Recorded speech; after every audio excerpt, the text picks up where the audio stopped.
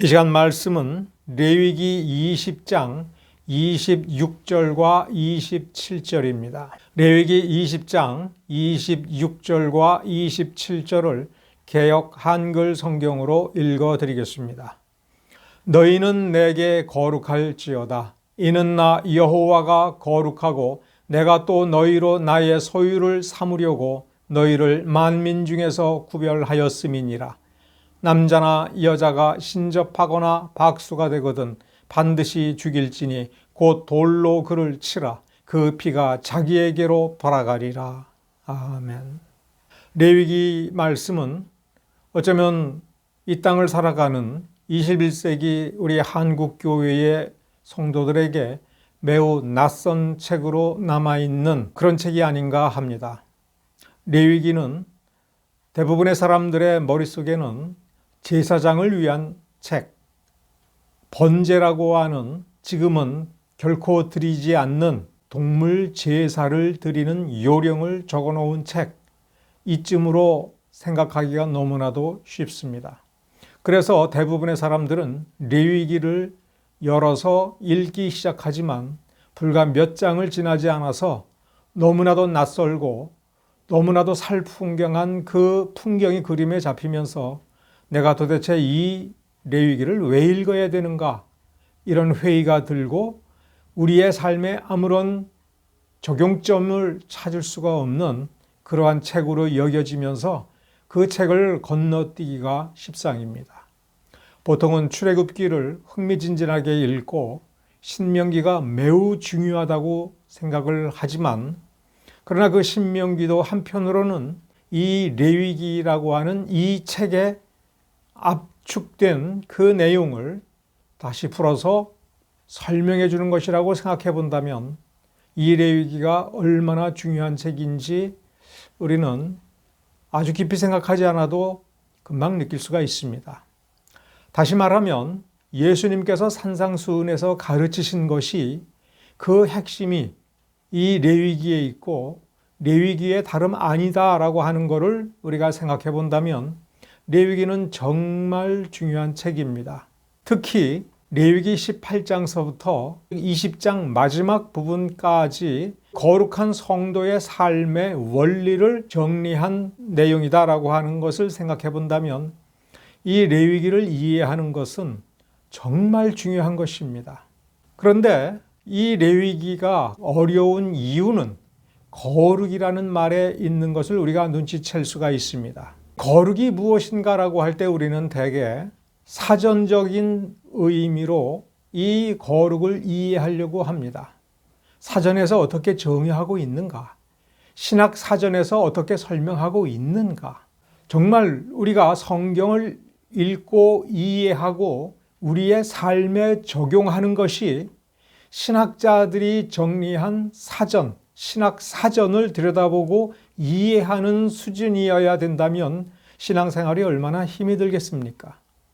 학자들의 머릿속, 학자들이 말하는 그 사상의 세계와 보통 평범한 삶을 살아가는 성도들의 삶 속에서 녹아들고 이해되고 그 속에서 파악되는 그러한 내용은 어쩌면 신학자들의 설명만큼 수준이 높은 것이 아닐 수도 있습니다.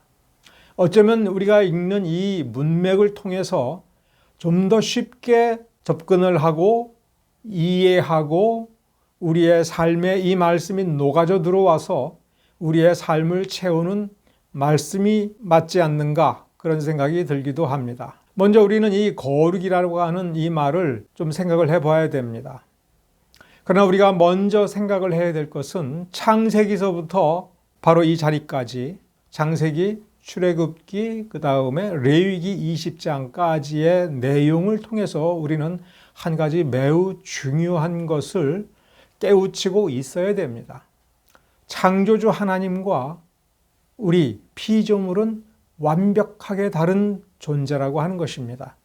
우리는 창조주 하나님의 존재를 이해할 수가 없습니다. 조금도 알 수가 없습니다. 우리와 다르다라고 하는 것은 알 수가 있습니다. 그러므로 이 거룩도 창조주 하나님이 거룩하시니 그 하나님께서 택하신 백성인 우리도 거룩하여진다라고 할 때에 창조주 하나님의 그 거룩을 알아야 우리가 거룩하여질 수 있다라는 생각을 해서는 안 됩니다. 창조주 하나님을 우리가 알 수가 없고 창조주 하나님의 거룩을 우리가 그 자체로 직관할 수도 없고 제대로 들여다보면서 깨달을 수가 없습니다.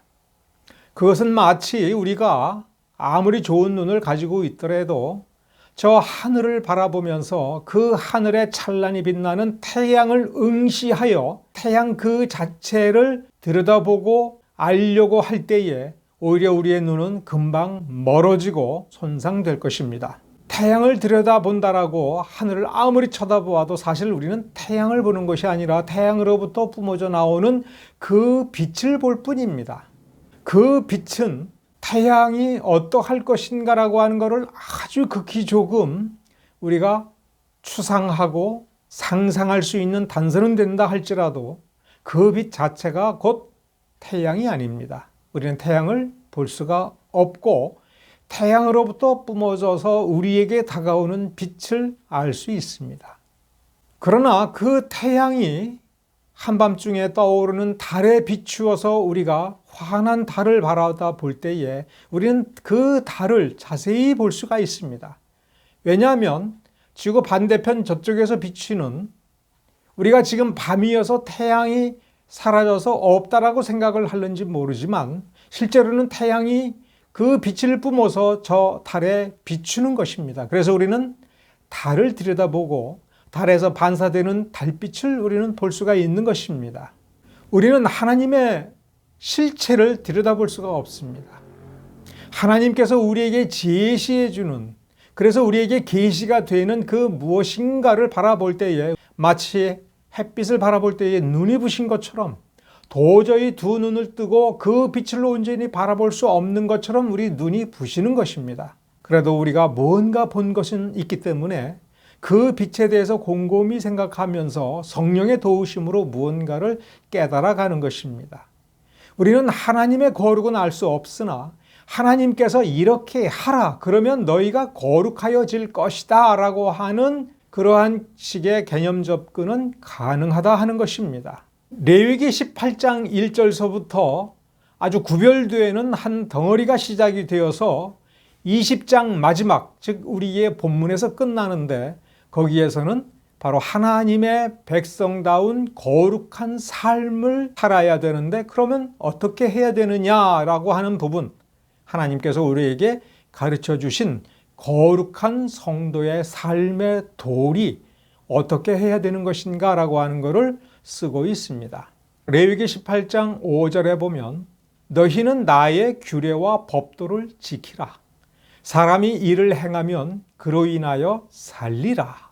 나는 여호와니라 이렇게 말씀하셨습니다. 하나님의 규례와 법도를 지켜야 우리는 사는 것입니다. 이것은 단순히 구원을 의미하지 않습니다. 사람으로서 이 땅에서 살아가면서 사람답게 살기 위하여 우리가 우리의 중심에 어떤 원리를 가져야 되는가? 하나님의 말씀이 내 삶에 어떻게 녹아져서 내 삶에서 어떻게 살아서 움직이고 있는, 그래서 하나님을 향하여 내 인생의 결실이 어떻게 되어야 될 것인가라고 할 때에 그 비밀은 하나님의 규례와 법도라고 하는 것이고 신의 산 언약의 말씀으로 우리에게 주시는 계명이 있는 것입니다. 그럼 거룩이라고 하는 것은 본질적으로 하나님의 규례, 하나님의 법도를 지켜서 그 삶의 자태가 하나님의 법도가 온전히 실현되는 그 사람의 모습인 것입니다. 그러나 그것은 행위만을 말하지 않습니다. 이런 때는 이렇게 하고 저럴 때는 저렇게 하고 제사 드릴 때에는 어떻게 하고 무엇을 먹고 무엇을 먹지 말아야 될 것인가라고 하는 것을 규정하는 그 행위 규범에서만 끝나는 것이 아니라 마음가짐에서부터 행위로 이어지는 그 원리가 일직선으로 일관된 형태로 나타나야 한다는 것입니다. 마음에서부터 시작해서 행위에서 나타나고 삶 전체가 얼마나 아름다운 삶인가라고 하는 것, 그러한 삶이 되도록 하기 위하여 하나님께서 우리에게 이렇게 법도를 주신 것입니다. 그런데 이 법도를 지키는 것이 단순히 십계명을 지키고 그 규범을 행위를 통해서 지키는 것으로 끝나지 않습니다. 3절을 보면 이 레위기 말씀이 주어진 이 첫 독자들은 바로 출애굽을 경험한 그 세대입니다. 이들은 400년 동안 이집트에서 노예 생활을 했습니다.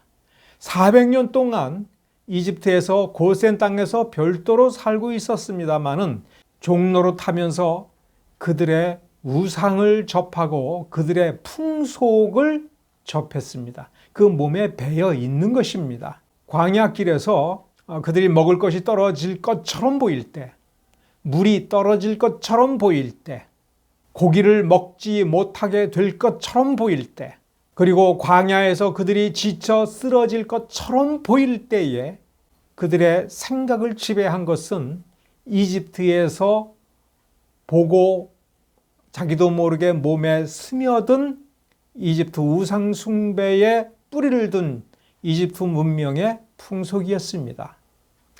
그 풍속을 쫓지 말라고 되어 있습니다.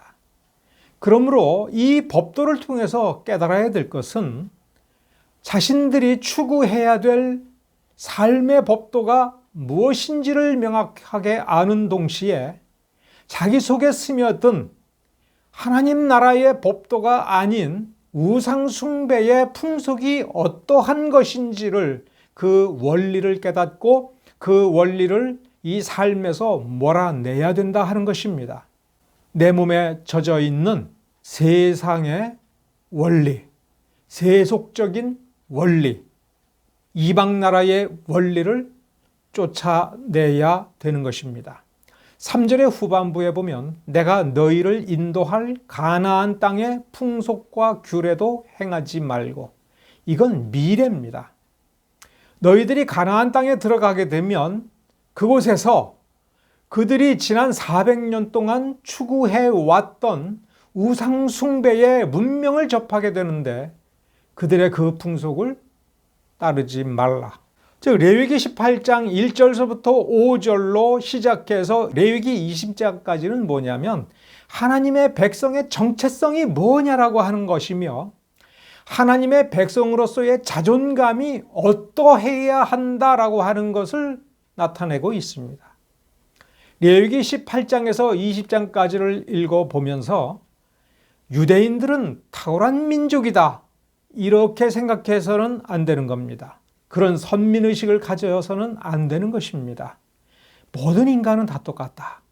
이집트 사람이나 가나안 사람이나 저 메소포타미아 사람이나 이스라엘 자손이나 모든 사람은 다 똑같이 아담의 후손으로서 아담의 원죄를 짊어지고 태어나서 그 부패한 여러 가지 원리들 때문에 하나님을 미워하고 하나님의 말씀을 따르기가 거의 불가능할 정도로 틈만 나면 하나님께 불평불만하면서 하나님께서 하지 말라라고 하는 것은 열심히 찾아서 자기도 모르게 거기에 빠져들어가고 자기도 모르게 거기에 완전히 매여서 종노릇하게 된다 하는 것입니다.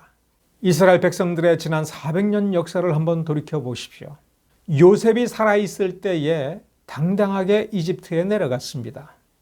그러나 그들은 지금 400년이 지난 뒤에 노예적 속성, 노예적 품성, 거기에 완전히 길들여져서 한 걸음 한 걸음 시내산을 향하여 걸어갈 때마다 또 시내산에서 언약을 맺어서 하나님의 백성이 되기로 하나님과 약속을 하고 그러면서 하나님께서 공급해 주시는 만나와 메추라기를 먹으면서도 이 백성들은 하나님의 뜻을 얼마나 많이 배반을 하고 하나님을 얼마나 많이 속상하게 하고 우상 숭배에 얼마나 많이 빠져들어갔습니까?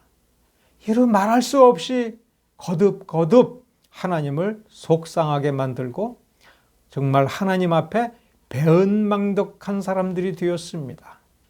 인간이 다 이와 같다는 것을 우리가 알아야 됩니다.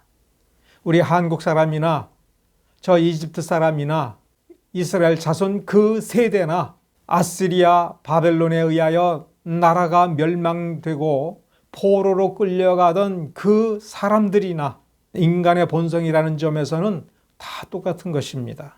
그러므로 하나님께서 주신 레위기 18장에서부터 20장을 읽으면서 우리는 하나님의 백성으로서의 자존감이 무엇이며 자기를 지키는 것이 어떠한 것인가를 우리는 깊이 깨우쳐야 됩니다. 18장에서 20장 말씀만 보고도 우리는 무슨 결론을 내려야 되느냐면 우리가 어떻게 하나님의 나라를 이룰까를 우리가 고민할 필요가 없다는 것입니다. 우리가 우리 자신이 성도다운 삶의 그 정체성, 그 자존감을 우리가 회복을 하고 그 자존감에 충실하게 성도다운 삶의 모습을 잘 간직하면서 내가 이 세상의 우상숭배적인 어떤 풍속, 타락한 세상의 풍속에 내가 젖어들지 않고 그 세상의 풍속에 내가 동화되어서 그들과 똑같은 방식으로 느끼고 똑같은 방식으로 생각하고 똑같은 방식으로 결단하는 일을 우리가 경계하면서 하나님의 원리, 하나님의 방식을 지킨다면 하나님의 나라가 이루어진다라고 하는 것입니다. 우리가 이 민족을 사랑하고 우리 한민족이 정말 잘 사는 민족이 되고 대한민국이 강한 나라가 되고자 한다면 우리 자신으로부터 시작해서 하나님의 말씀이 지적하는 대로 건실한 삶의 도리가 이 땅 위의 모든 사람들 사이에서 풍성하게 되고 우리가 어떤 제도, 어떤 법률을 도입하든지 하나님의 말씀에 부합하도록 노력을 하면 북엇강병은 이루어지고 이 땅이 거의 하나님의 나라처럼 천국처럼 살기 좋은 나라가 될 것이다 라고 하는 것은 레위기 18장 20장에서 분명히 가르치고 있는 것입니다. 우리가 삶의 도리가 무엇인지, 내가 나 자신을 어떻게 가다듬어서 어떤 모습으로 어떤 마음가짐으로 살 것인가에 대해서는 아무런 신경도 쓰지 않으면서 하나님의 나라를 추구하자, 하나님의 나라를 이루자, 이것을 아무리 단단하게 결심을 하고 서로 한 마음으로 외친다 한들 그러면 어떻게 해야 그 나라가 이루어질 것이냐라고 할 때에는 예수만 믿으면 되지, 열심히 기도하면 되지라고 하는 막연한 그런 신비주의적인 사상에서 우리가 조금 더 벗어나지 못합니다. 그냥 거기에 빠져버립니다. 어떻게 해야 될 것인가에 대해서 하나님이 가르쳐 주신 바가 있다면 우리는 그 말씀을 붙들고 용감하게 굳세게 마음에 흔들림 없이 그 원리를 붙잡아야 되는 것입니다. 레위기 18장 28절서부터 30절에 보면 하나님의 백성이 광야 생활을 마치면서 가나안 땅에 들어가서 그들을 쫓아낸다라고 할 때에 이 백성들이 가서 정복하여 지배하고 쫓아내고 죽이고 하는 그것이 아니라 하나님께서 그 근본 이유와 원리를 써주셨는데 뭐라고 써 있느냐 하면은 그 땅 거민, 그 가나안 땅 사람들이 가증한 일을 행하였기 때문에 그 땅이 더러워지자 그 땅이 그 주민들을 토해냈다. 그래서 그들이 망했다라는 얘기입니다.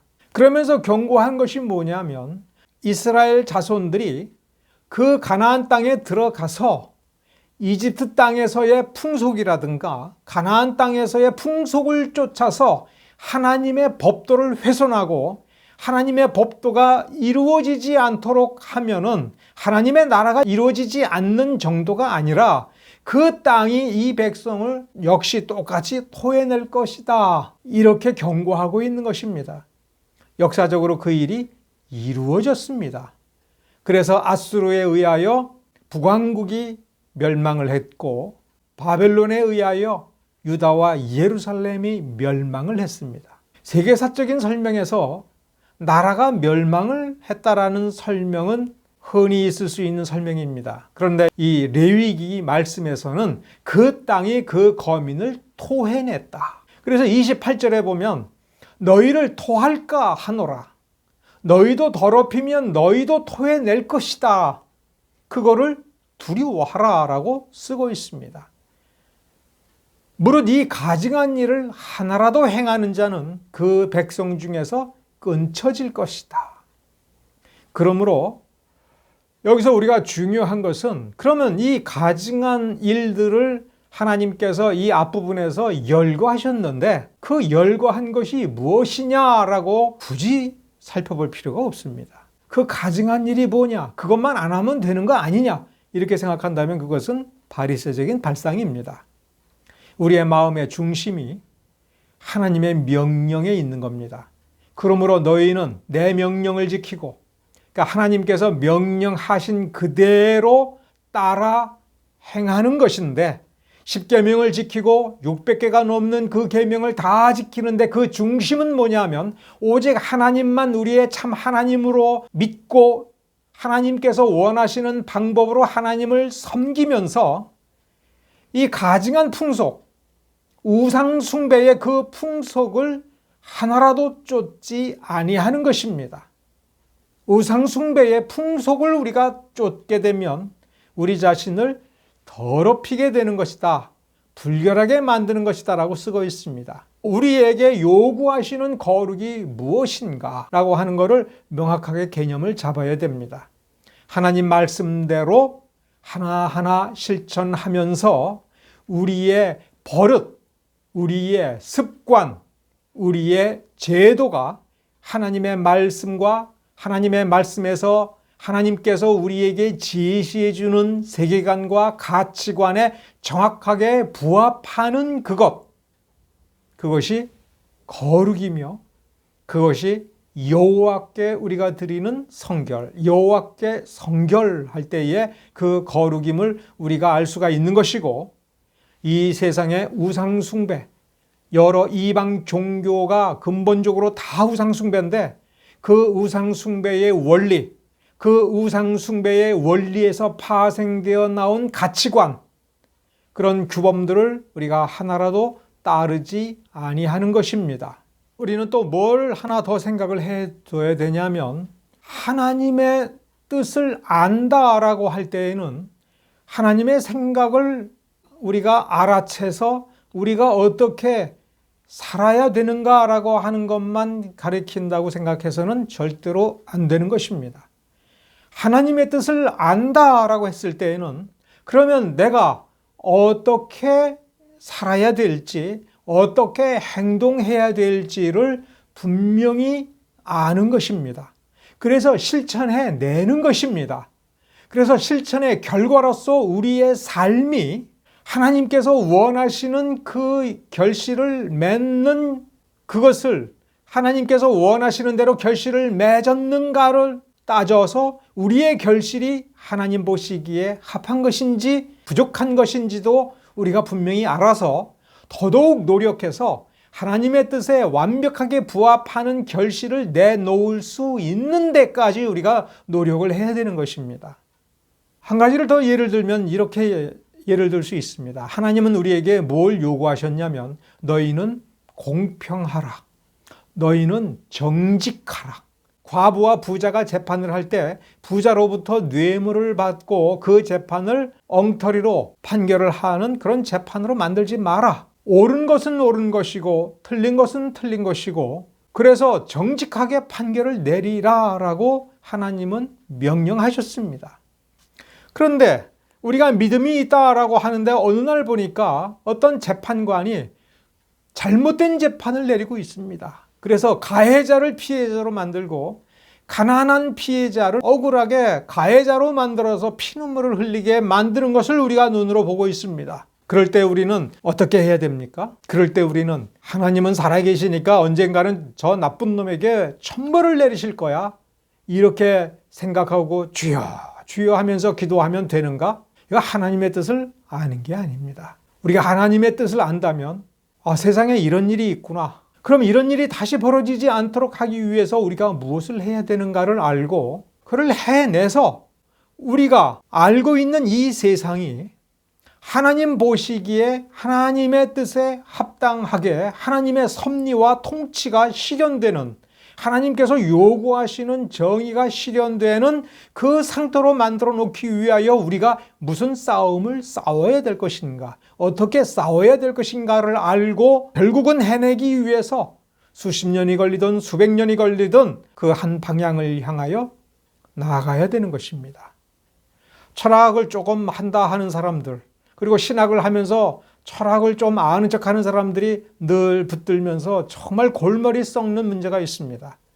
세상에 왜 선한 사람이 고통을 당하느냐? 이 세상에 이렇게 하나님께서 역사하시고 섭리하시는데 악이 왜 생겼느냐? 근데 성경은 악이 왜 생겼느냐? 왜 선한 사람이 고통받느냐? 왜 억울한 사람은 계속해서 억울한 일을 벗어나지 못하고 피눈물을 흘리고 있느냐? 왜 이렇게 되느냐라고 해서 그걸 철학적으로 고민하라고 하는 것은 하나님의 뜻이 아닙니다. 하나님은 내가 눈으로 바라본 그 억울하고 피눈물 흘리는 사람들을 위하여 내가 무엇을 해야 될지 내가 이미 성경에 쓰고 있는데 너는 왜 그것을 안 하고 있느냐? 오히려 하나님은 이렇게 말씀하고 있다는 것을 알아야 됩니다. 악을 없애달라고 기도를 해야 되지만 우리가 하는 기도는 대부분 우리가 해야 될 일을 안 하고 하나님께 모든 책임을 떠넘기면서 나 가만히 있을 테니까 하나님 알아서 좀 해주세요. 이 세상에 악을 없애서 나 좀 편하게 살게 해주세요. 괴로운 거 안 보게 해주세요. 하나님 뭐 하십니까? 오히려 이런 뜻으로 하나님께 기도하는 때가 너무나도 많은 겁니다. 그런데 스스로는 착각에 빠지고 자기 쇠뇌를 합니다. 나는 매우 선량한 심장을 가지고 있기 때문에, 그리고 나는 약하기 때문에 나는 이렇게 간절하고 애타는 마음으로 기도하는 것이 나의 최선이야. 이 이상 내가 더 무엇을 할 수 있겠는가? 나는 더 이상 안 해. 할 필요 없어. 다 하나님께서 하실 거야. 이런 식으로 자기를 세뇌하면서 하나님을 욕되게 하고 하나님을 분노하게 하는 경우가 너무나도 많은 것입니다.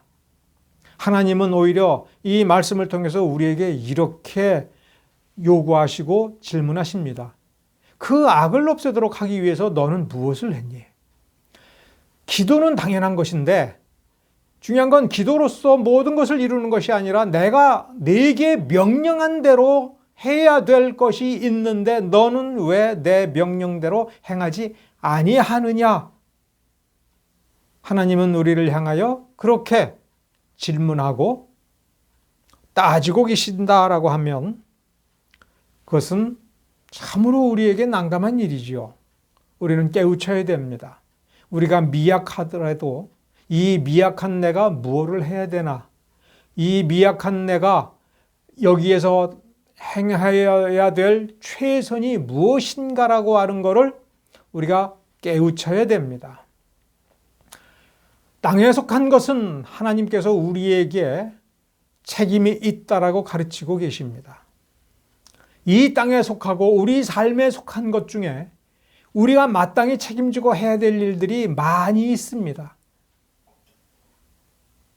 그 일 중에 가장 중요한 것은 우리의 존재와 삶이 하나님 앞에서 거룩하여지는 것이고 세상에 있는 우상숭배의 풍속이 우리의 삶에 스며들지 못하도록 하고 우리가 어떤 공동체를 이루고 또 우리의 인간 관계 속에 그 우상숭배적인 어떤 원리가 파고 들어와서 자리 잡지 못하도록 하는 것이 바로 거룩의 출발점이며 또한 하나님의 나라를 이루기 위한 출발점이라고 하는 것을 우리가 기억을 해야 됩니다. 거룩이라고 하는 것은 내 속에 있는 내 마음의 거룩만을 의미하는 것이 아닙니다. 그리고 이 거룩은 내가 내 인격에서 나의 말과 태도를 통해서 나타내는 어떤 신령한 기운과도 같은 것이 아닙니다. 하나님을 두려워하면서 하나님의 법도를 온전히 준행하고자 애를 쓰는 그 가운데에 느껴지는 그 주변 사람들이 느끼는 어떤 분위기, 그 분위기는 실체가 아닙니다. 진짜 실체는 노력하고 애쓰는 것입니다. 성경적인 신앙은 이기주의하고는 양립할 수가 없습니다. 이기주의는 다른 사람은 망하더라도 나는 산다 하는 겁니다. 우리 옛날부터의 격언이 있죠. 하늘이 무너져도 솟아날 구멍은 있다. 그러면서 그 하늘이 무너져도 나는 살아남기 위하여 무언가를 찾아서 발버둥 치는 것이 이기주의인 겁니다. 다른 사람보다 일단 내가 살아야 된다. 눈치껏 행동하면서 나는 살아남아야 된다. 내가 다른 사람을 밟고 올라서라도 살아남아야 된다. 이런 이기주의는 성경적 신앙과 양립할 수가 없습니다. 왜냐하면 하나님께서는 그런 이기주의를 용납하지 않고 그 이기주의를 깨뜨리기 위한 법도를 우리에게 주셨기 때문에 그렇습니다. 이기주의와 양립할 수 없다면 개인주의와도 양립할 수가 없는 것입니다. 인간이 만들어낸 우상숭배에서 그 본질은 이기주의이고 그 본질은 개인주의인 것입니다. 그것이 무엇으로 나타나느냐 하면 신접한다라고 하는 것으로 나타납니다. 오늘 본문에 보면 신접한 자를 죽이라. 신접하다라고 하는 것, 신접한 사람이라고 하는 것을 우리가 흔히 잘 아는 다른 말로 하면 무당인 것입니다. 무당을 사전에서 찾아보면 무슨 뜻이냐면 어떤 신령한 존재와 접촉하여 그 신의 도움을 받아서 길흉화복을 점치고 그래서 굿과 같은 것을 해서 그 신으로부터 오는 어떤 분노, 나쁜 일들이 지나쳐가게 영험하다면 그 나쁜 일이 좋은 일로 바꾸어지도록 만드는 어떤 능력을 행한다라고 하는 것입니다. 신접하다라고 하는 것은 신과 접촉을 하고 신을 받아서 그 신의 기운을 받아서 그 신의 이름으로 예언을 하고 그 신의 이름으로 어떤 피할 방법을 제시해 주고 어떤 길로 인도해 주는 것입니다. 신접한다라고 할 때에 결국 그것은 피조물이 하나님 노릇을 한다 하는 겁니다. 근데 여기서 이 본문에서 우리가 주의해야 될 것은 이방 종교, 무속이라고 하는 이방 종교의 그 무당이 신접하는 것은 이방 종교니까 그렇다고 치는데 여기 레위기에 왜 이 말씀이 쓰여져 있느냐 하면 주변 풍속을 보고 배워서 이스라엘 사람들이 하나님을 경외한다 하면서 신접하는 그 원리를 끌어들여다가 이제 예언한다. 선지자 이름으로 예언을 하고 하나님의 이름으로 예언을 하고 예수 그리스도의 이름으로 신앙심이 깊어지다가 보니까 예수께서 자기에게는 영계의 비밀을 알려준다라고 해서 그거를 자기가 이제 다른 사람들한테 말해주는 그러한 노릇을 한다 하는 것입니다. 처음에는 이방 종교, 무속 종교의 무당 노릇을 하는 사람들을 보고는 무당들과 똑같은 노릇을 하는 사람들이 와서 예언을 하고 무언가 신령한 것을 가르친다라고 하면서 이제 하나님의 말씀을 어지럽히는 겁니다. 신접한다라고 하는 것이 무엇입니까? 피조물이 하나님 노릇을 하는 것입니다. 신접한다는 것이 무엇입니까? 하나님을 피조물 수준으로 끌어내리는 것입니다. 그래서 하나님이 기껏 하는 일이 어떤 사람의 운명이 나쁜 운명인데 그거를 좋은 운명으로 바꿔주고 그러니까 무슨 짓을 하든지 간에 신의 비위를 잘 맞춰서 그 신이 뭔가 닥쳐올 일에 대한 비밀을 말해주면 그 사람은 자기의 존재를 바꾸지 않고 회개하지 않고 요령껏 축복된 길을 걸어갈 수 있다라고 하는 겁니다. 자기가 하나님의 말씀대로 충실하고 하나님 눈에 부합하려고 애를 쓰는 것은 하나도 없이 요령과 기술을 알고 그래서 자기는 적어도 자기만큼은 꽃길로 간다라고 하는 겁니다. 좀 더 영험한 무당을 찾아갑니다. 그러면서 신통한 기운을 받아서 미래를 알게 되었다. 그리고 부적을 받아서 나는 안심해도 된다. 너도 살고 싶으면 이 무당 찾아가 봐. 이런 식으로 말을 하는 겁니다. 무당이 아니고 교회를 찾아가도 이런 식으로 찾아가면 안 되죠. 목사 노릇을 해도 이런 무당식으로 목사 노릇을 하면 안 되죠. 하나님의 말씀을 가르치는데 마치 무당이 신묘한 방책을 가르치듯이 화를 복으로 바꾸어주고 살길을 찾아주는 식으로 하나님의 말씀을 가르치면 안 되지요. 그럴 때에는 아무리 하나님의 이름을 부르면서 주여 주여 하더라도 하나님께서 원하시는 그러한 나라는 이루어지지 않는 것입니다. 그래서 우리는 하나님의 말씀을 똑바로 바라보아야 되는데, 정말 하나님의 말씀을 잘 안다면 하나님의 뜻에 부합하는 그 말씀의 법도와 하나님의 이름을 불러대지만 하나님께서 생각하시고 이 말씀을 통해서 우리에게 제시해 주는 원리와 맞지 않는다라고 하는 것을 분간해 내야 되는 것입니다. 신접한 자가 있으면 그가 누구든지 그를 돌로 쳐 죽이라고 했습니다. 왜 그랬습니까? 이것이 치명적이기 때문에 그렇습니다. 그 어떤 것보다도 치명적인 것이며 한번 발을 디디면 뿌리를 찾아서 뽑아낸다는 것이 너무나도 어렵기 때문에 그렇습니다. 신접한 자가 한번 자리 잡으면 사람의 능력으로는 도저히 뽑아낼 수 없을 만큼 매우 깊숙하게 들어가서 심지어 신접한 자의 그 말을 용납할 때에는 그 용납한 자의 정신으로 하나님의 말씀을 보면은 그 말씀이 똑바로 보이지 않을 수 있다 하는 것입니다. 이단에 빠지면 그 이단에서 헤어나기가 얼마나 어렵습니까? 그 이단 노릇이 다른 말로 하면 신접하는 것입니다. 신접한 자의 말을 듣는 것입니다. 우리가 결코 용납해서는 안 됩니다. 성경적 신앙이라고 하는 것은 하나님의 법도를 배울 뿐만 아니라 하나님의 법도에 속하지 않는 것을 우리가 행하면서도 이것이 하나님의 법도에 속하는 것이다라고 착각하고 있는 그 착각을 발견해내는 것이 매우 중요한 일입니다. 우리의 종교개혁은 바로 그 부분에서부터 일어나야 됩니다. 우리가 성장하면서 배워온 여러 가지 원리들, 이 세상의 원리들, 교회를 구성하고 또 교회를 이룬다 할 때에 세상 학문의 원리, 경영학의 원리, 이러한 여러 가지 원리들이 우리 속에 들어와 있다면 그거를 뽑아내야 됩니다. 아무것도 없는 그 광야로 가서 하나님과 1대1로 대응하면서 완전히 우리 자신을 벗겨내고 아무것도 없는 존재가 되면서 그 속에서 하나님과 부딪히면서 하나님께서 우리에게 말씀해 주시는 것을 그 있는 그대로 받아들일 줄을 알아야 되는 것입니다. 광야로 나갑시다. 바로 그 뜻입니다. 아무것도 없는 곳으로 갑시다. 우리 속에 있는 것이 참으로 하나님의 것인지 우리가 고통스럽게 들여다보는 그런 시간을 가져야 될 것입니다. 그것은 죽음보다도 더 심한 고통의 순간일 수도 있습니다. 그러나 두려워하지 맙시다.